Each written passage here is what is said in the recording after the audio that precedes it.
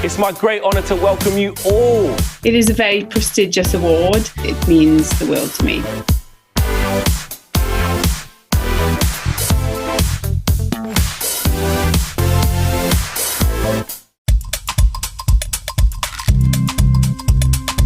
They have great senses of humour. I like to reveal parts of history to them, for I love making history come alive. They are some of the best people that you can come across. To help them open their hearts. I always come back to this quote. How can we be role models to learners if we're not learners ourselves? It's quite useful to get out of our bubbles, not our COVID ones, and sort of see what else is out there. By sharing best practice, we can see the whole picture. We can see what really matters.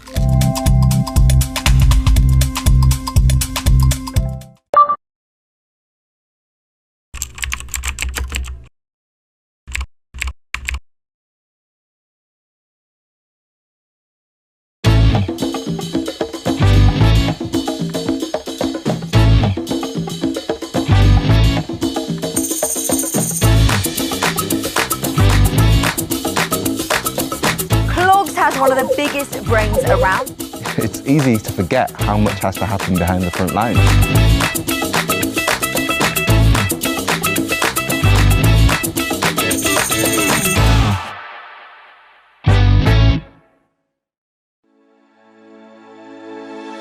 As a global schools group, Cognita educates over 55,000 students across 12 countries.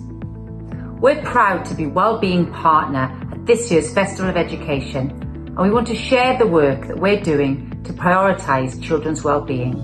This starts with a clear understanding of what well-being is. We looked at the evidence and created a simple Be Well charter that everyone can use day to day. It gives a clear definition of well-being and then focuses on the specific contributors that influence it. Discover our full Be Well charter video and other resources to use with your students and families at cognita.com. I really try to not look at myself as just a science teacher. I feel like as a teacher, it's very important to help students grow and develop outside of your lessons. A single teacher believing in you and really believing in you. One teacher doing that can have a large impact, but if you have one or two or three all telling you that and really, really believing in it, it makes you feel like you can achieve anything in the world, honestly.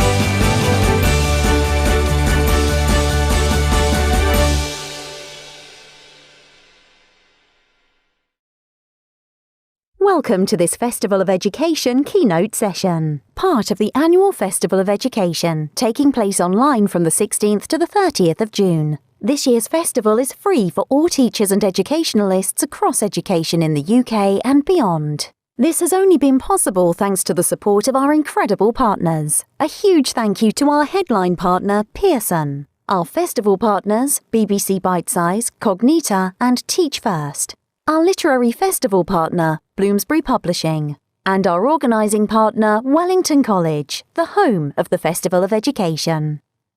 We'd also like to thank our incredible speakers. Over 200 leading educationalists and thought leaders will be providing sessions at this year's festival. On behalf of the audience and organisers, thank you.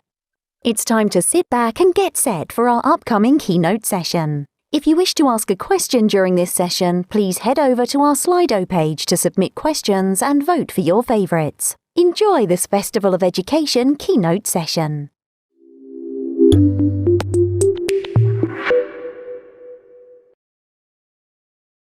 Hello everyone, I'm Hannah Rolls and I'm Editorial Director at Bloomsbury Education. As you may know, we publish everything from classroom resources to books with practical, ready-to-go ideas, and from teacher professional development titles to books for children getting to grips with reading for the first time. We know that teachers have had to deal with a huge amount in the last 18 months, and I'm constantly impressed by the professionalism, care and commitment you show.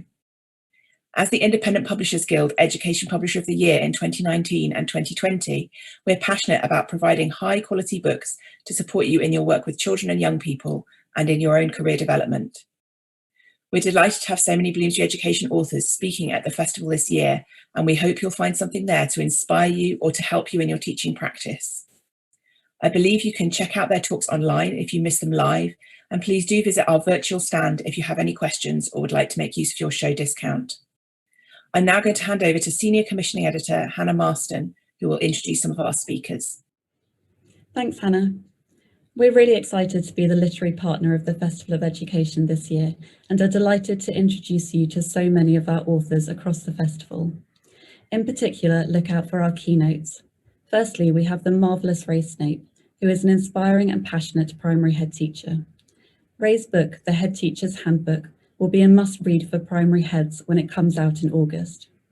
In her keynote, Ray will be in conversation with the excellent Dr. Kulvarn Atwal, talking all things primary headship. Ray and Kulvarn are such innovative and dynamic school leaders, and this is going to be an essential watch. Our second keynote speaker is Daniel Sobel, who is the CEO of Inclusion Expert and a former school leader.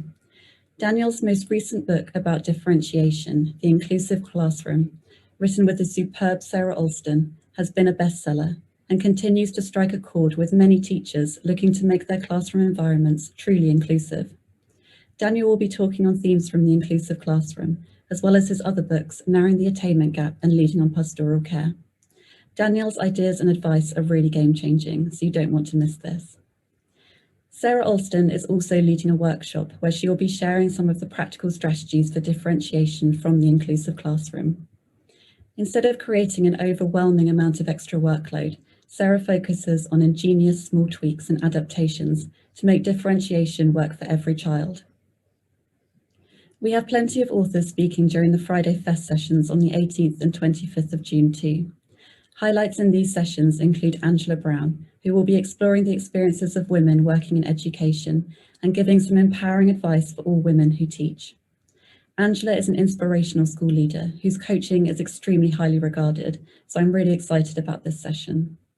We'd also recommend listening to the superb John Tate, who will be giving a masterclass on the art of having difficult conversations in schools. John is a Deputy CEO at a multi-academy trust, and his advice is always on the money, so this is definitely one to watch. And the brilliant Nikki Cunningham-Smith will be sharing her top tips for behaviour management. Nikki is a wonderful teacher and school leader with years of experience working in alternative provision. She has some fantastic tips up her sleeve that will really make a difference in your classroom. Thanks, Hannah.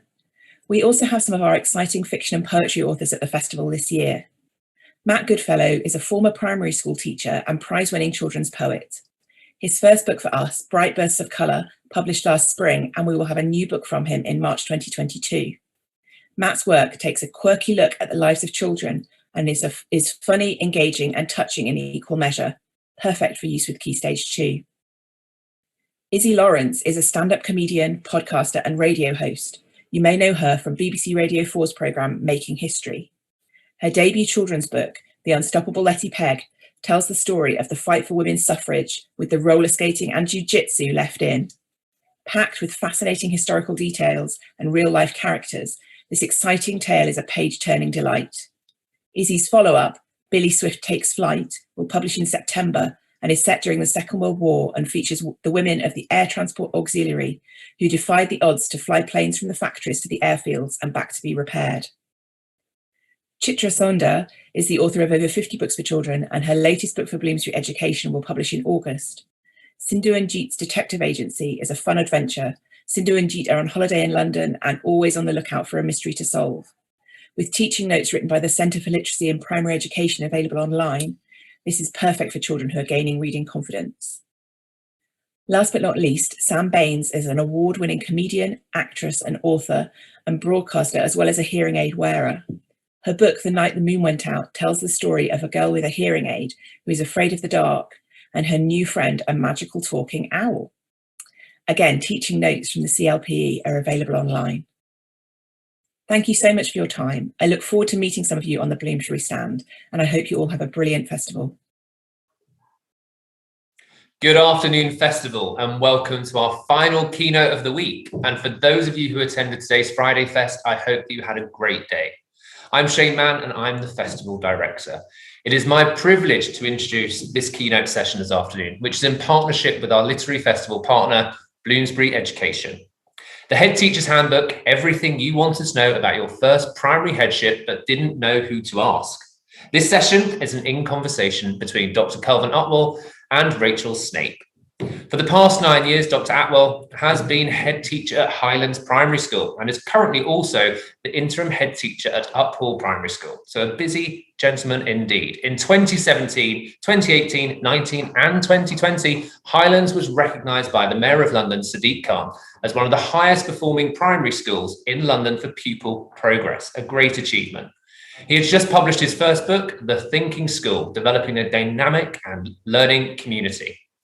Rachel has been a head teacher since 2007 and formerly at the Spinney Primary School, Cambridge, and at Milton Road Primary School since January 2020. Rachel describes being a head teacher as the best job in the world. Interested in policy and passionate, and some might say obsessed, about education, Rachel was a member of the Primary Head Teachers Reference Group at the Department for Education for 9 years. Rachel has contributed to several books on education and is currently writing the Head Teacher's Handbook for Bloomsbury Publishing, which will be published on the 5th of August and is available for pre-order. Festival, please welcome Dr. Atwal and Rachel. Thank you very much, Shane, and congratulations on yet another wonderful festival. It's a real highlight in the education calendar.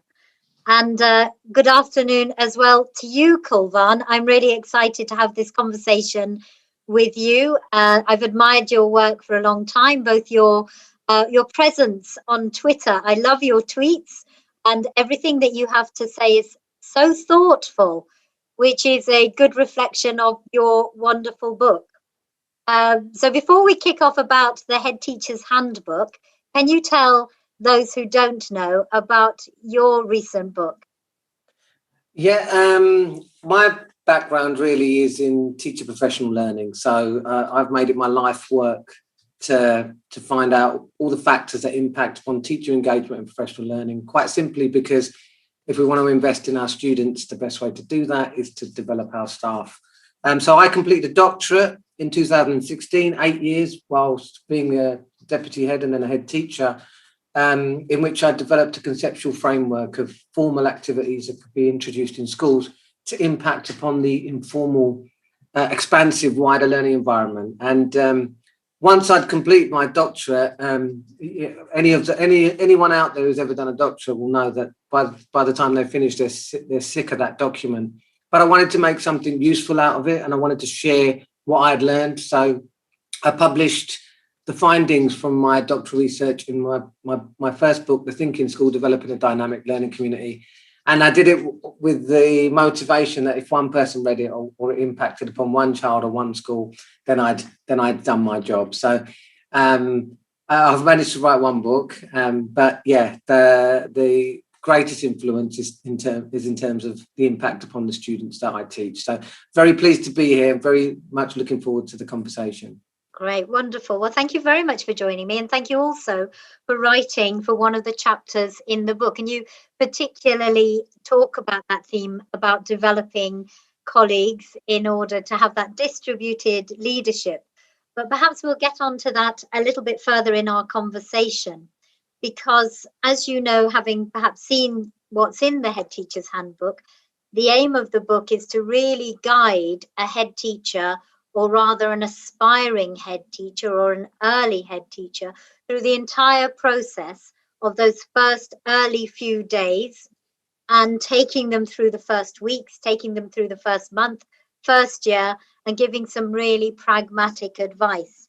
Now, part of the book starts off with my own learning about how underprepared I was for the job of being a head teacher. But before I confess to that, I'm going to ask you, can you remember the moment where you first became a head teacher, what that was like, any mistakes you made, or were you absolutely brilliant? Can you remember those early days? Oh, I think those early days are imprinted on my mind and will never be forgotten. I think, first of all, once it was a bit like when I was appointed as an NQT. I looked around the school and I looked at the parents of the children in my class, and I thought, do these parents actually know that this nutter's going to have responsibility for their children? So once I was appointed as head teacher, I think it's important to be humble and to remember that nobody goes into headship knowing everything. So that is about actually being relaxed in terms of what you do know and what you don't know. And because my background was in teacher professional learning, which is my strength, I used my strength in that first day, which was the training day in September 2012, on my first day. If I realise now the level of scrutiny that everybody is watching your every move, what you say, what you do, who you are speaking to, who you are not speaking to, I think I would probably have driven myself mad. But I think it's about ignoring the distractions and not worrying too much about what can go wrong, but thinking about the reason I've become a head is because I want to impact upon our students, and the way in which I want to impact upon our students is by empowering every person in this institution. The other thing I would say is to respect the context, because you will be if you're in a school in which you haven't maybe been the deputy, so nobody knows you, which was the case with me.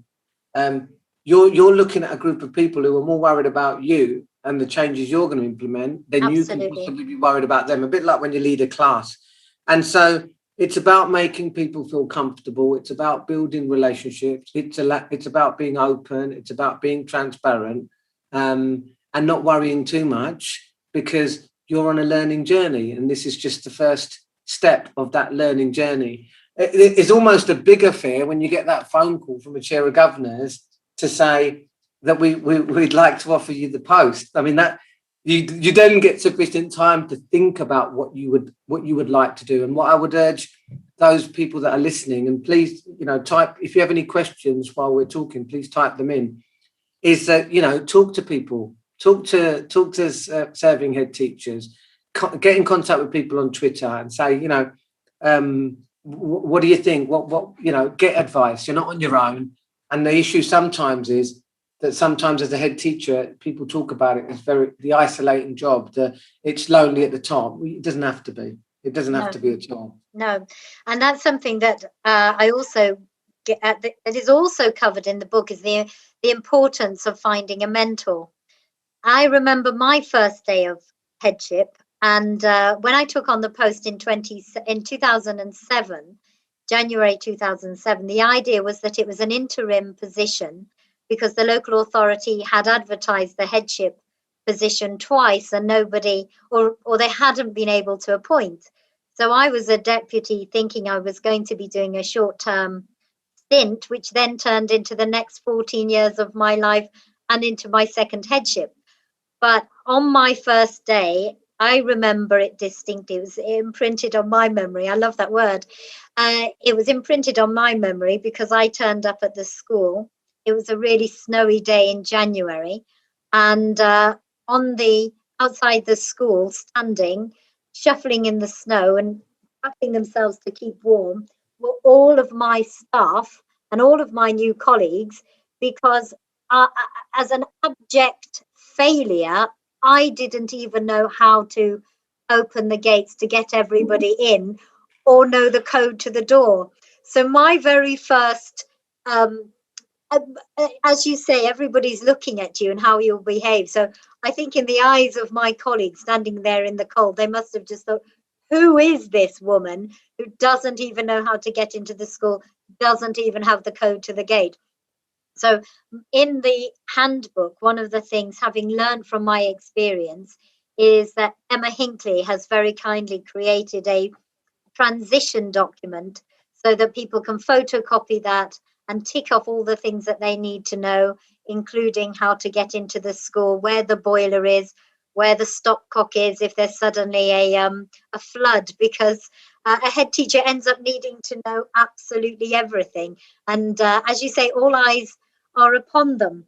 In those first few days, and you mentioned it briefly when you were talking, there is this phenomenon of change. And I think this is I find this a really interesting, just going to stop that. I find this a really interesting phenomenon, which is that in managing change, people will be very nervous about what you're going to do and what changes you're going to make. And you can't promise that there's going to be no change. Have you got some experience of those first few days and the changes you brought in and those first meetings with people? Yeah, and I think one of the challenges, I think one of the challenges that I faced was the fact that I was coming in as head of a very, very established leadership team. And so I was, in years of experience, the most inexperienced person on that team. And so there was this incredible fear of change. And whereas I'm the kind of person who feels that if something needs to be changed, why wait for a certain date in the calendar to make that change? But what you've got to do is you've got to take people with you. And you've got to align yourself with the team. What you can't do is just go in with a sledgehammer and say, no, I think it should be changed.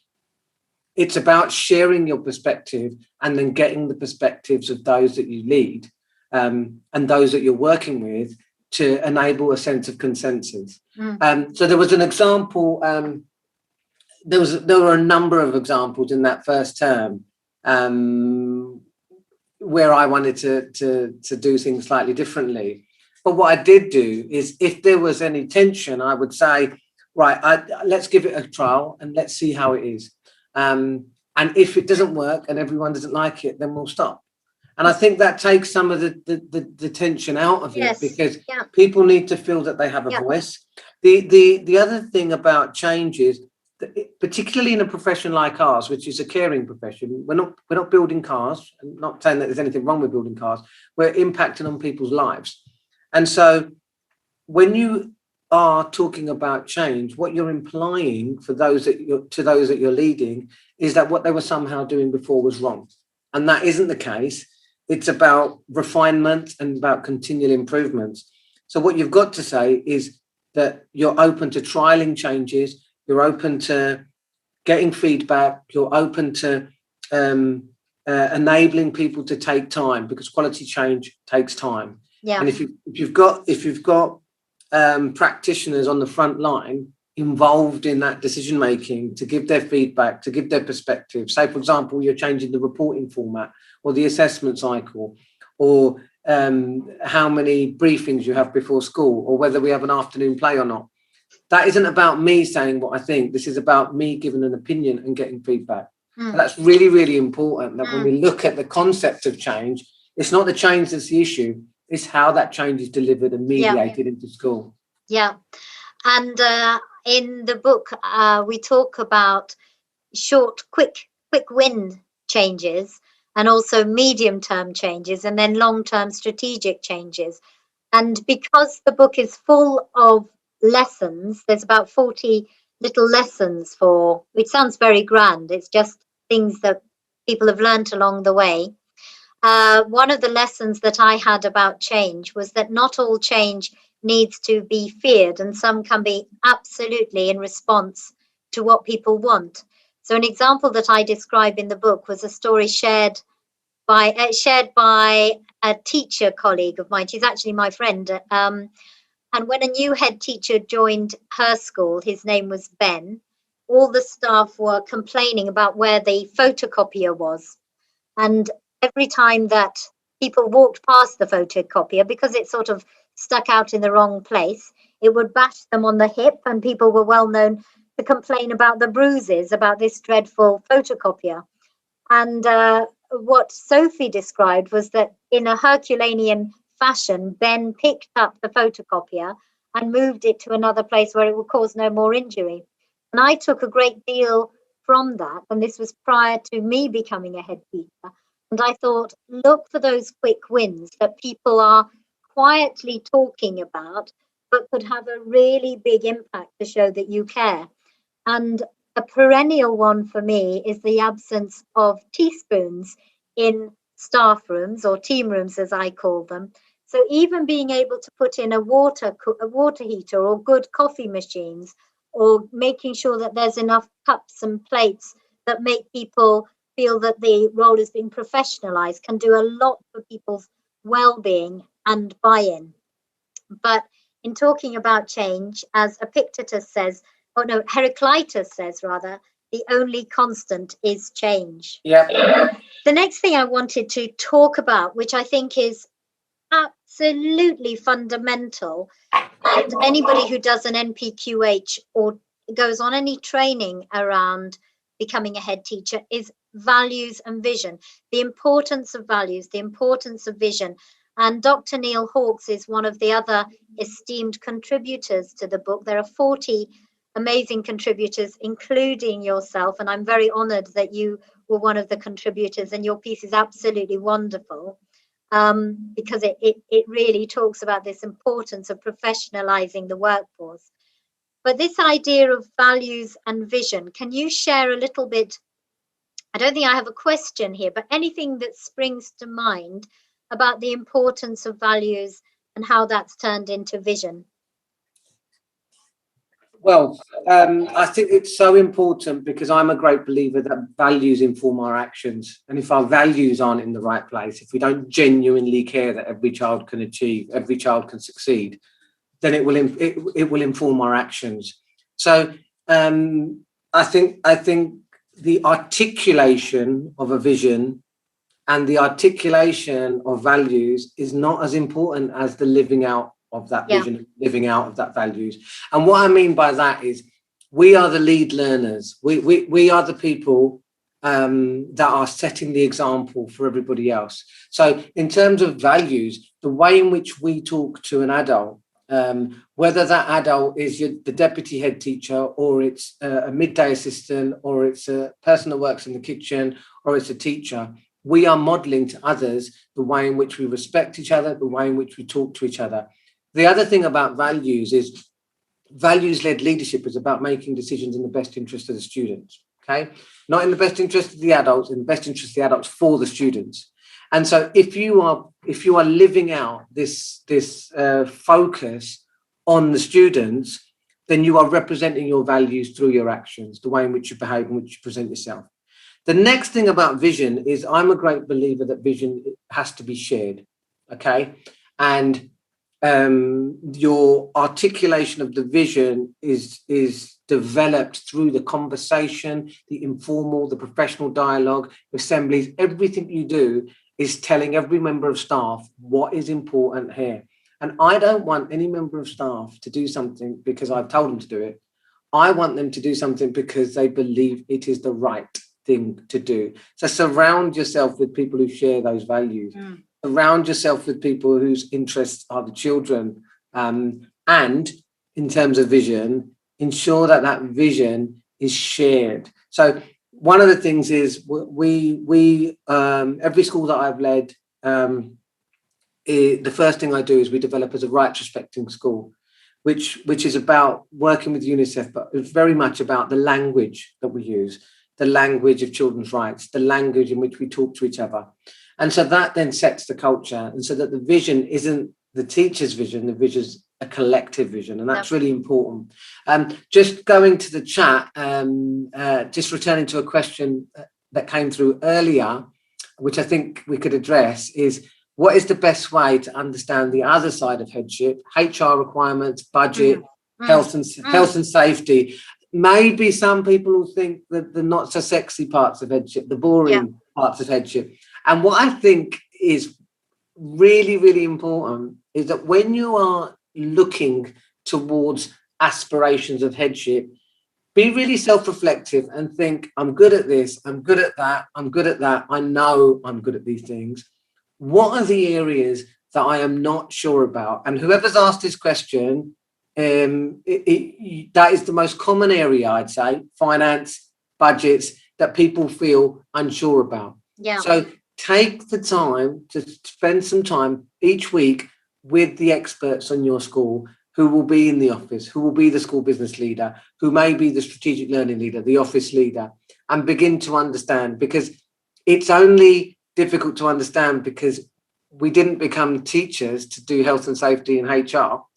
We became teachers because our expertise is in teaching and learning. So it isn't difficult, but you have experts in your school, search them out and take time prior to sort of demystify what can be considered as complicated, but isn't as complicated as you think. So hopefully that answers that question. And whoever put that question would be pleased to know that within the Head Teacher's Handbook, this is covered by some fantastic contributors who are experts in their fields, including school business managers and people who have experience in managing health and safety. So the idea of the book is to be as pragmatic as possible, but it is phenomenal how much you learn along the way.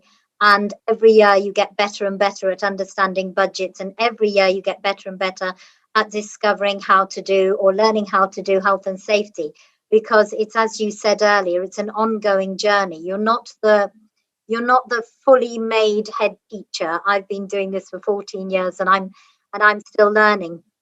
Going back to the piece around vision and values, as Mary Myatt says, vision is to be lived, not laminated. And she talks about schools where the vision words are all laminated and stuck on display, but it's not in the embodiment of the adults and the children.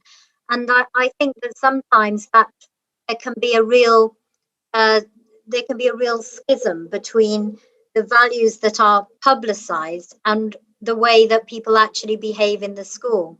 And so the suggestion from Neil Hawkes in the book is about how do you bring people together, all your stakeholders, to think about what's really important so that the values reflect everybody in the community and not just the head teacher. But I absolutely agree with you. And one of the things that I always say is that values are in the smiles on the children's faces, the flowers in the reception, and the quality of the pencils. Because I think the divine is in the detail when you're leading a school. Now, we've talked a little bit about the importance of this idea of aligning colleagues around a vision, sharing our values, manifesting through our actions what we believe in.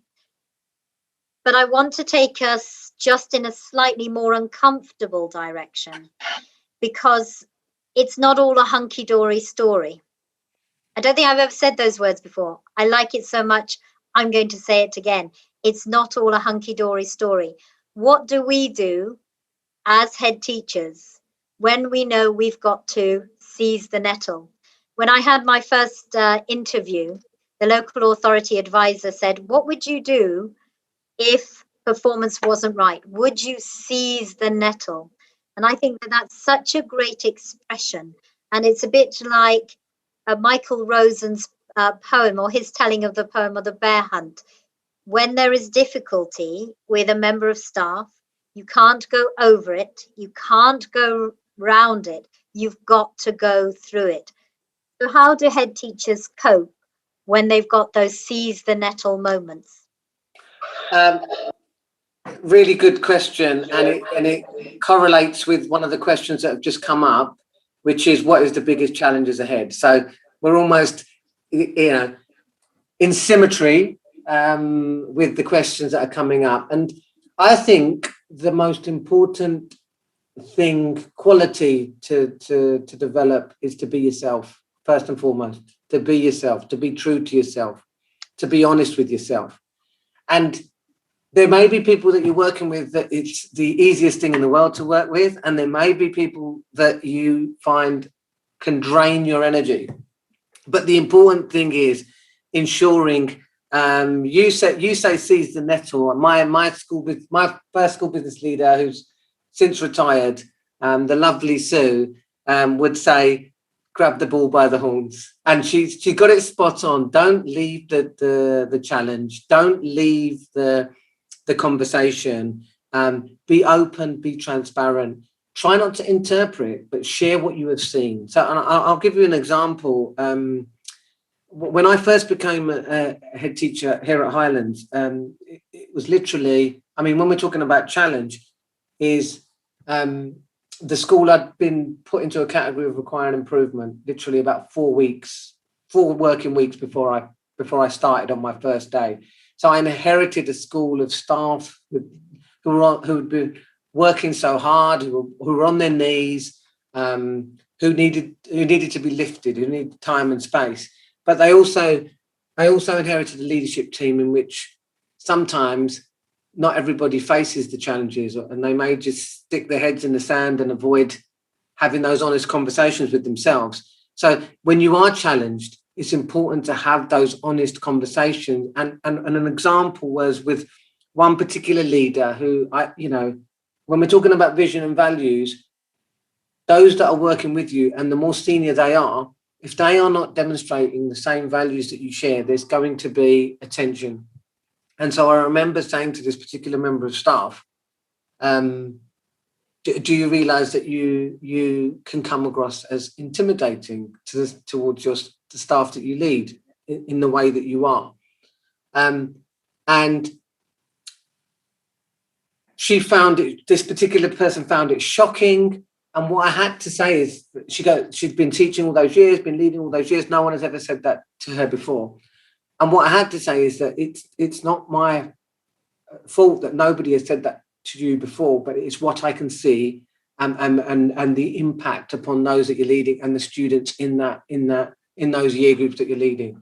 And I think one of the things I learned from that conversation is the easiest person to lie to is yourself. And that as a head, you need to be honest. You need to have those honest conversations, and you need to be transparent. And so when you say seize the nettle, it's a bit like, I'm okay, you're okay, but I don't think you're getting the best out of your students, or I think we could develop this area of practice. But everybody should be given the opportunity to improve. Everybody should be given the opportunity to succeed. And there's just a question come up. Small rural school or large town school as your first head. I don't know whether that's take your pick or it's a question. My first headship was a 3-form entry primary school in East London. And then I was exec over a 4-form entry, and I'm currently also interim head of a 5-form entry.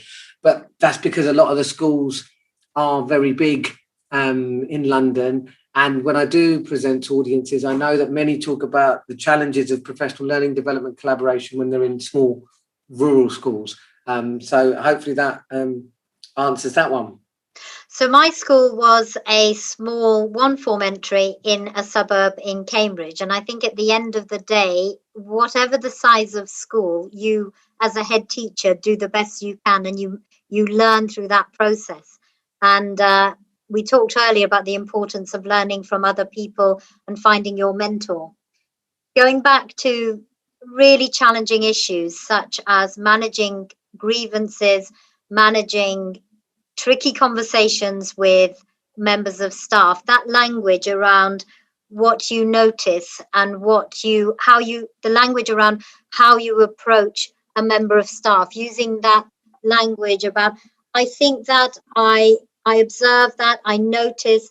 These are really great entryways that are non-judgmental. And Remi Ayatobi is one of the writers, and she really talks through the process of having a tricky conversation with a staff member, because they are very challenging moments. And what can happen is that, as you've rightly said, it's this idea you have to act. You could lie to yourself, you could ignore what's going on, the teacher who's perpetually late, the underperformance in the classroom, but it is up to the head teacher. It's literally on the job description of the head teacher to seize the nettle or take the bull by the horns, because it's about the children and not the staff. The next thing, in a similar way, I'm going to share a story now about how, so within the book, lessons 21 to 24 are you can't please all the people all the time. And I learned this at about, I would say I'd been there a year and a half in my first headship. And it was very usual for the whole school to be involved in a extravaganza production, all lights, singing, dancing, everything, all of the lessons practically taken off timetable in order for this extravaganza to take place in December. And having seen it run through once, I thought, well, this is not the best way for our children to be learning. There are definitely some valid things here. So we're going to have a shorter nativity play for the Key Stage 1 and reception children, and then something for the Key Stage 2 after the SATs. So when I proposed this to the teachers and the staff, they were all fully on board. They recognized that it had just been traditional in the school for this to happen. And then I announced it to the parents. Well, I was just not prepared for the type of apoplexy and complaint that I received, and the Facebook messages that said I was mud in this town, pretty much. And it is surprising how the smallest change can really upset people. But to reassure myself, I went to speak to two of my colleagues who I knew were more experienced than me. And so I spoke to Judith and I told her what had happened and how dreadful I felt for upsetting all of these parents and all of these children, that there wouldn't be all lights and effects and costumes and everything else. And she told me a wonderful story about how it was traditional in her school before she came that Christmas dinner would be served on plates and knives and forks that had been brought from home in a plastic bag. And at the end of lunchtime, they would be put back into said lunch plastic bags.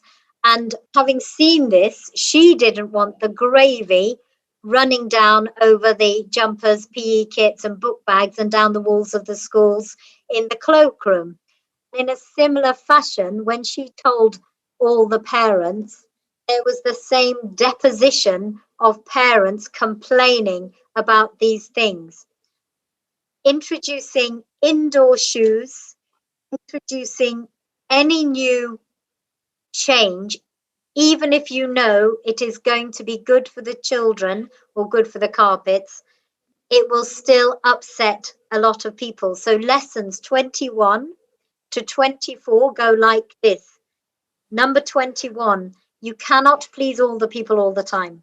Lesson 22, you cannot please all the people all the time. Lesson 23, you cannot please all the people all the time. Lesson 24 is see lessons 21 to 23. As a head teacher, I think it is really tricky because there is something about the perfectionist and the people pleaser that makes for quite a dangerous combination. How does a head teacher go about managing that internal dialogue, knowing that somewhere along the line, they're not going to make everybody happy? Do you have an experience of that, Kulvarn? I think that is an ongoing experience and an ongoing internal dialogue. And I've never really thought of it like that before. But one of the things that, yeah, I don't want to say you have to develop a thick skin, but you I think your point is maybe really you do. But yeah, and your point is really important, because if you think that everybody is going to be a fan of everything you do, I think pleasing the children. Get out now. Yeah. Pleasing the children should be your focus. And that is the easiest thing to do. I do a lot of work with adults. I always find working with adults a lot more challenging than working with children. So I think consider every decision you make, every question you ask yourself, every question you answer, in terms of what would be the impact upon our children. And you've got to think, if that goes against the views of some parents, then so be it. Okay. If that goes against the views of some members of staff, now if it's more than 50%, then you may need to really think about it. But if some members of staff aren't happy, but you have genuinely consulted, you have genuinely considered and reflected, and you think you're making a decision for the children, then make the decision. Yeah. But if there is criticism, you're just going to have to not get yourself too down about it. And just going back to, there's another question there, which I don't know if I can answer, but it says, are there more benefits to taking on a RI school than a good school for your first headship? What are the challenges for both? I would say that if you are taking on an RI school, you have that massive challenge of having to get some rapid improvement, because fundamentally as a head teacher you're responsible for that judgment. So there's that challenge there. Having said that, when you're making the kinds of changes that Ray's suggesting, if a school's been graded requiring improvement, the parents, the staff may be more open to change because they know that some change has to take place. But I would say that it's more important that it's the right school for you, that you're backed by the governing board, that it has the areas of strength that you can develop and understand. You're going to be supported.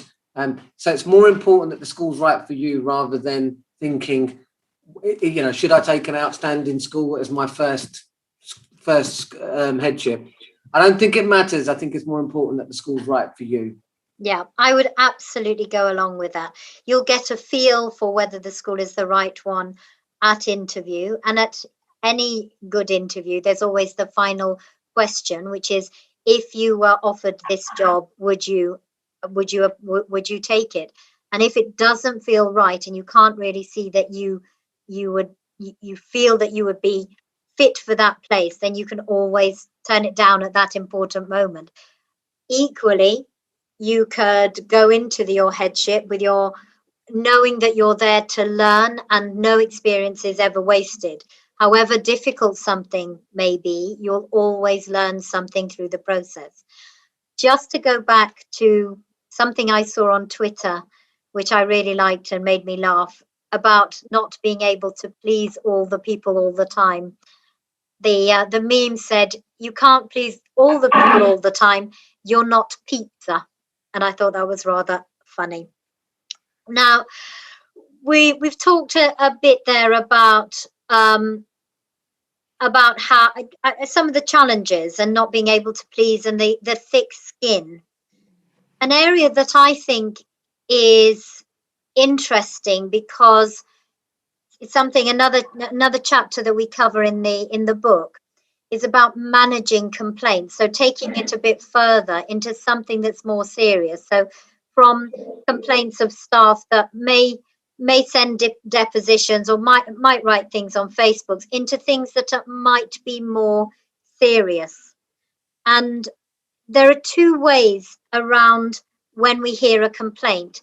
A phenomenon that is absolutely true. We talked about it earlier about vision and values.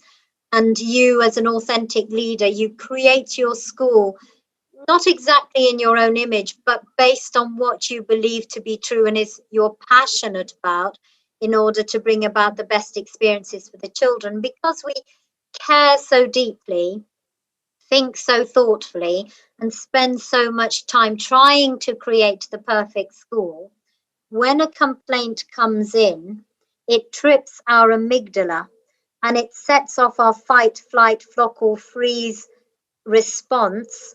And we suddenly take it in a pugilistic way and feel that that we can't possibly be wrong. We've given so much time to this. We've thought so carefully about it. But what I think is important, something I cover in the book, is this idea that you must have a really good complaints policy that allows you to go through an investigation process so that you can look at what the issue is from all sides and be absolutely open to the idea that you might not have got something right. As head teachers, we know that we are at the top of the school, we're the leader of the school, and we want to sometimes present as if we have all of the answers and that we are omnipotent, but that's just not the reality.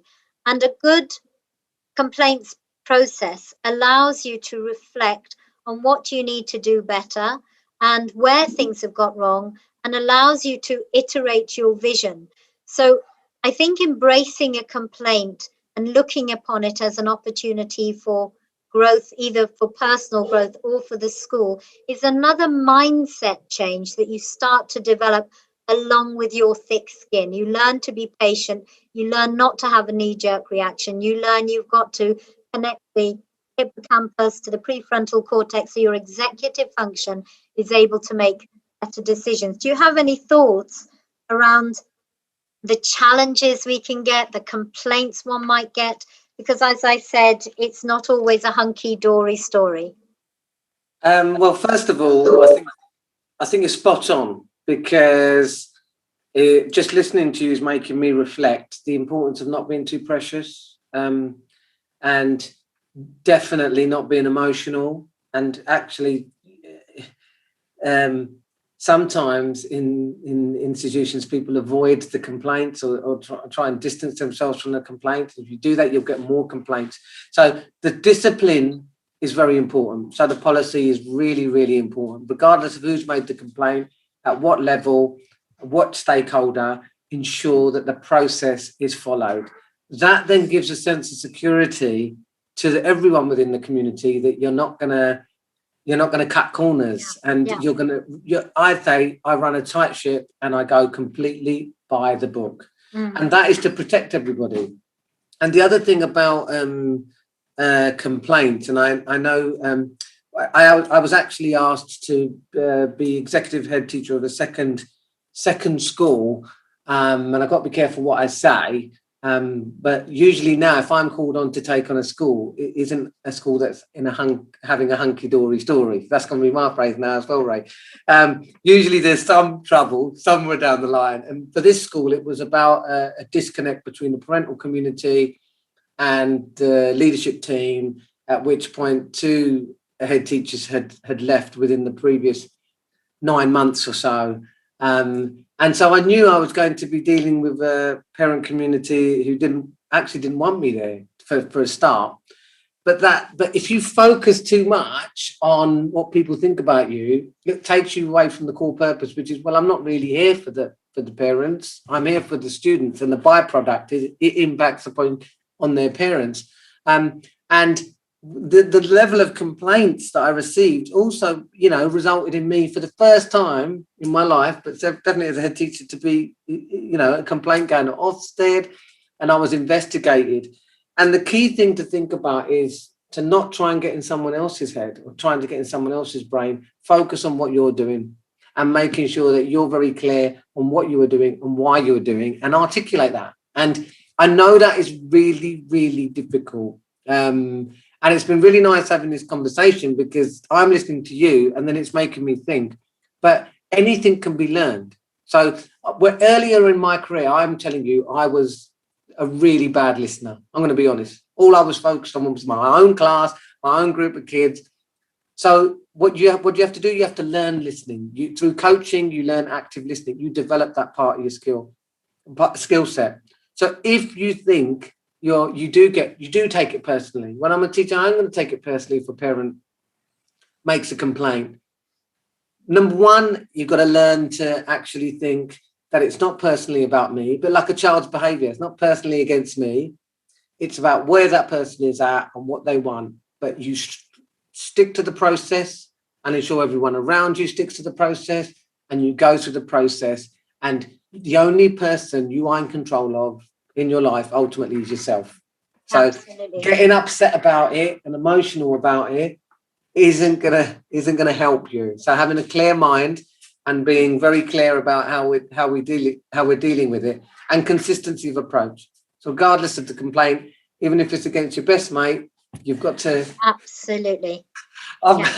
You've just got to do it. Yeah, definitely. We've actually got just about 8 minutes left, and I'm really pleased with the things that we've covered. We've gone from the first day, we've talked values and vision, we've talked about building community, the indicators around a school that share what you think is important, the importance of bringing it back to the needs of the children. We've talked briefly about the importance of finding mentors and getting guidance, and that it's all about a journey. But as we start to finish our hour together, I wonder if we can try to come out of something that feels quite, we've been talking quite technically about complaints policies. We've been talking about some of the technical aspects of managing HR type issues. Let's start to talk about why it's an amazing job. And then once we've talked about why it's an amazing job, how do we as leaders sustain so that we can keep doing an amazing job? So you tell me what you love about being a head teacher. I'll tell you what I love about being a head teacher, and then we'll share some well-being tips that meant that you've stayed in your job with all of your thousands of children. I admire that very, very much, and why I've stayed for 14 years and plan to keep going. So why do you love the job, Kulvarn? Well, first of all, everyone will be aware that I must love my job if I'm sitting here at 4:53 on a Friday, having been soaked through earlier on the way here, talking about headship. I must love my job, just to distract me from the England-Scotland game. But I'll tell you why I do genuinely love my job. I really do love my job. And the reason I love my job primarily is because I'm making a difference.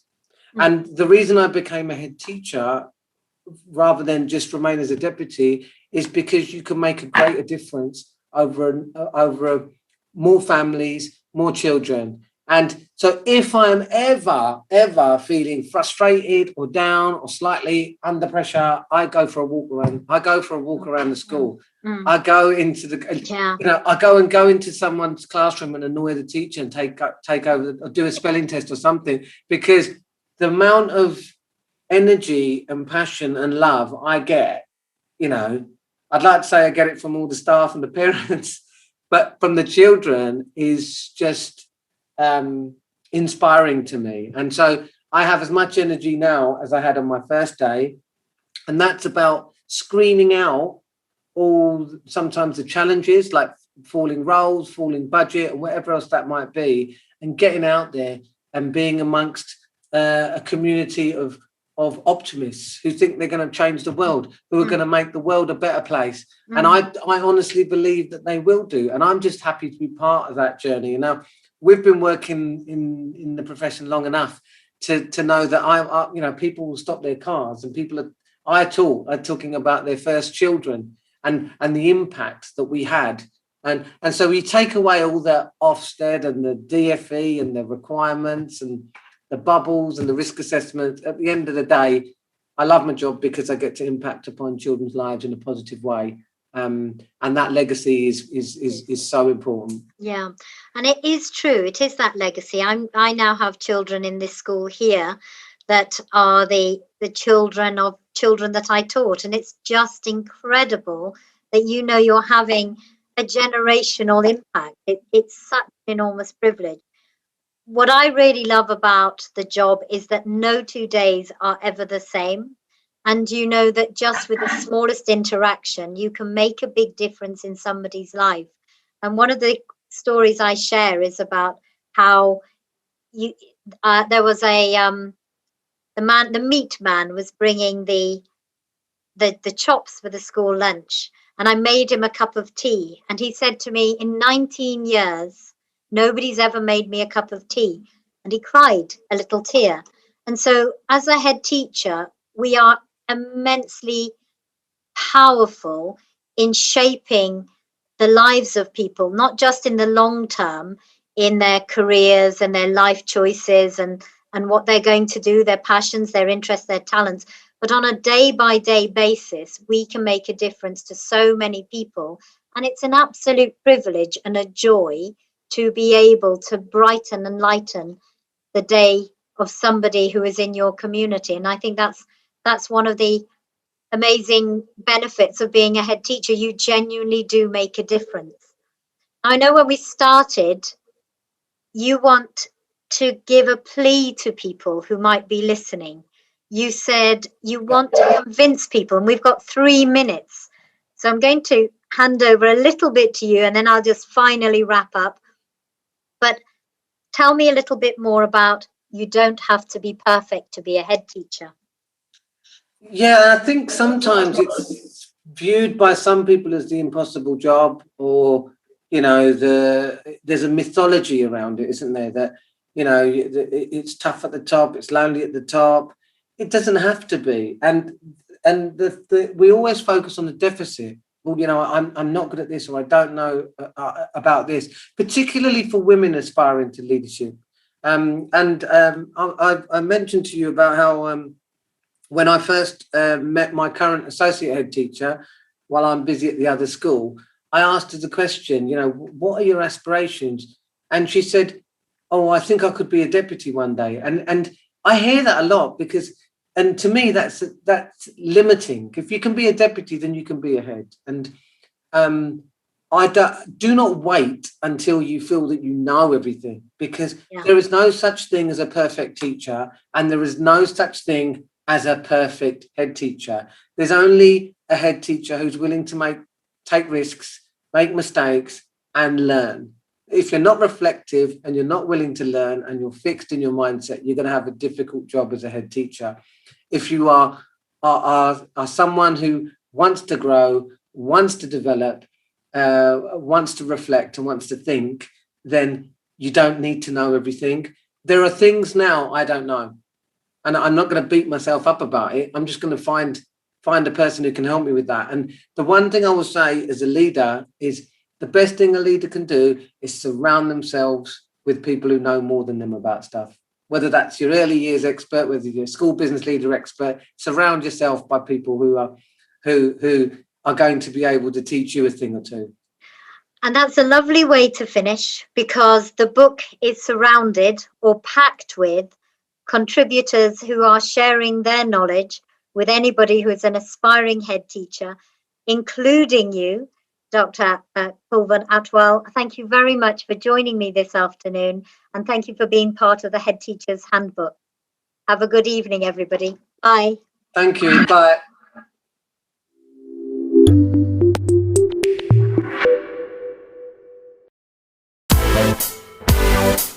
It's my great honour to welcome you all. It is a very prestigious award. It means the world to me.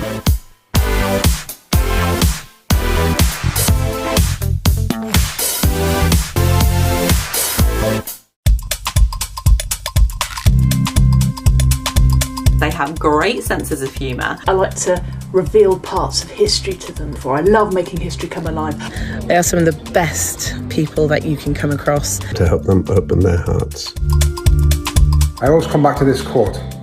How can we be role models to learners if we're not learners ourselves? It's quite useful to get out of our bubbles, not our COVID ones, and sort of see what else is out there. By sharing best practice, we can see the whole picture. We can see what really matters.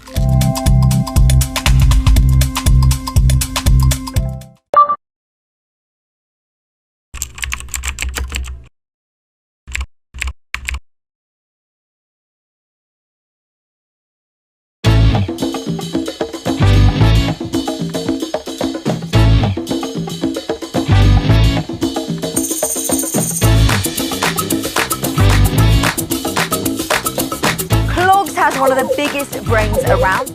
It's easy to forget how much has to happen behind the front line.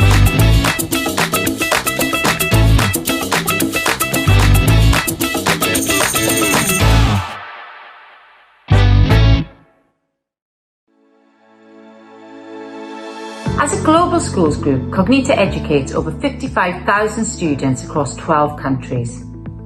We're proud to be Wellbeing Partner at this year's Festival of Education, and we want to share the work that we're doing to prioritise children's wellbeing. This starts with a clear understanding of what wellbeing is. We looked at the evidence and created a simple Be Well charter that everyone can use day to day. It gives a clear definition of wellbeing and then focuses on the specific contributors that influence it. Discover our full Be Well charter video and other resources to use with your students and families at cognita.com. I really try to not look at myself as just a science teacher. I feel like as a teacher, it's very important to help students grow and develop outside of your lessons. A single teacher believing in you and really believing in you. One teacher doing that can have a large impact, but if you have one or two or three all telling you that and really, really believing in it, it makes you feel like you can achieve anything in the world, honestly.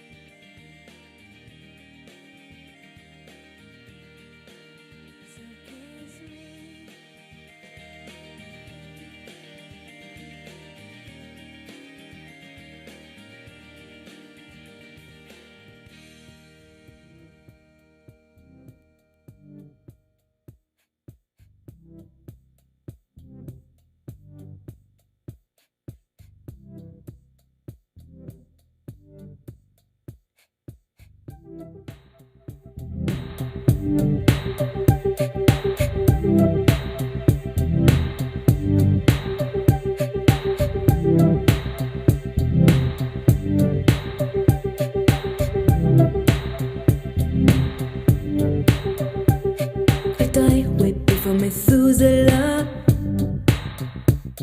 so I'll fight sleep with ammonia. And every morning we fight so red, I miss them for the tears they shed.